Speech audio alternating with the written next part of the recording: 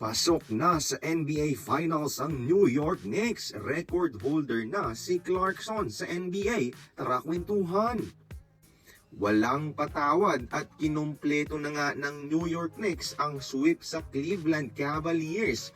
For the first time in 27 years, nakabalik na sila ng NBA Finals. At dahil dyan mga idol, opisyal ng hawak ng ating kababayan na si Jordan Clarkson ang NBA record sa buong NBA history.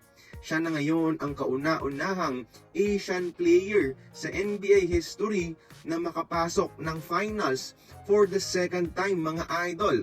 The only Asian player in NBA history to have multiple NBA finals. Sa dami ng mga kilalang Asyano sa NBA, si JC lang talaga ang nakagawa nito mga idol. At sa finals may chance siyang samahan sina Jeremy Lin bilang mga Asian na nakapag-champion sa NBA mga idol. At kung swertehin siya rin ang magiging kauna-unahang Filipino player sa NBA history na magiging NBA champion. So congratulations Jordan Clarkson sa achievement na ito.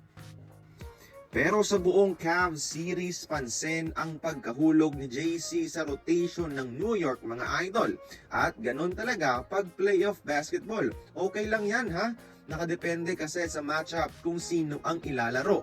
At ngayong serye, sadyang mas kailangan ng New York Knicks ang shooting ni Landry Shamet kaysa sa scoring ni Clarkson. Pero sa finals, depende sa game plan. Maaaring magiging important rotational piece si JC ng New York, lalo na't ang lalim ng Western Conference teams na makakalaban nila at puno pa ng magagaling na mga defenders. So expected na sa bench manggagaling ang mga X-factor ng New York, and JC could be that guy mga idol. Malaki pa rin ang tiwala ni Coach Mike Brown sa kanya. So ayun, continue supporting our kababayan and Gilas superstar sa NBA Finals mga idol. Kaya tingin nyo ba, magagamit na ba siya sa NBA Finals at mag-champion na kaya ang New York Knicks? Join the conversation, magkomento lamang sa ibaba.